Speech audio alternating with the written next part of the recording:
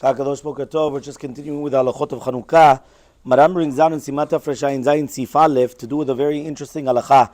What happens right now if a person is going to be a guest, which means that he's not going to be home for Chanukah? So Maran says, "Achsanai shema likin ala beveto tzarich lateh pruta lebal habayit lishtatef imo b'shemen shel ner Chanukah." And then he comes and he says that what happens if he's going to have his own separate entrance, so then he has to light at his own entrance. Let's say he doesn't have an entrance to his house, so therefore what happens is that since he's a guest, so therefore he has to be mishtatef bepruta. Mishtatef bepruta means that he's going to come and give money to the balabait, and it's brought down in the halakha that you don't have to actually give half of the hotzaot, half of the cost. You only have to give even one pruta, which means you're going to give, let's say, 25 cents, $1, whatever it is, and now you're mishtatef, you're partnering up with the balabait, and then when the balabait is going to light the Chanukiah, you are going to be lighting with him. However, though, if you realize Maran said that is only going to be she'em malikin alav beveto, which means that they're not lighting the Chanukiah for him in his house. Why? Because says the Mishnah Berurah, he says because if right now ishto madleket ner Chanukah beveto, hu yotzei yedei chovato balakatav shehu b'makom rachok mibeto.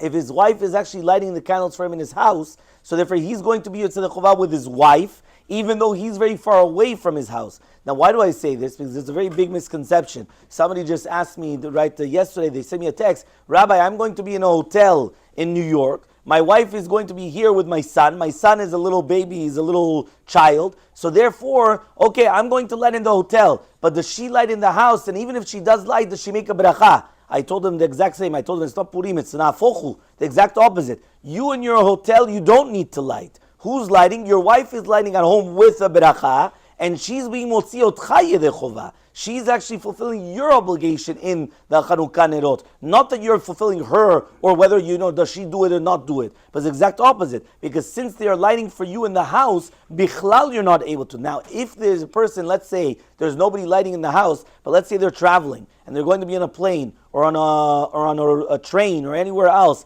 and all of a sudden now by doing this, they won't have a house, there's going to be a huge machloket acharonim. There's some acharonim that say that everything has to do with a house. And if you don't have a house, which means that the entire night you're basically traveling, so therefore you're traveling whether it's in the airport or you're going from one place to another and you're going to be on a train the entire time. So some people say, listen, you don't have a house, you're exempt. Others want to say that you are obligated in the halakha nerot, but again, it's very, very important every single case just to check up, because many times as long as you have somebody that's lighting for you in your house, so therefore you're going to be tzedek chovah with that person that's lighting for you at home, and therefore you won't be obligated to come and start lighting in another place. Obviously then you get into other questions, do you make a beracha if you see it, if you don't see it, but that's already another vaydaber. But at least right now to do with this halakha, we know that the ones which are at home are actually lighting with the beracha, and they usually are going to be the ones which are motziot chayil chovah. The Mishnah Berurah does bring down a case. What happens, for example, they thought you were coming back, they didn't think you were coming back, then they had you in mind, didn't have you in mind,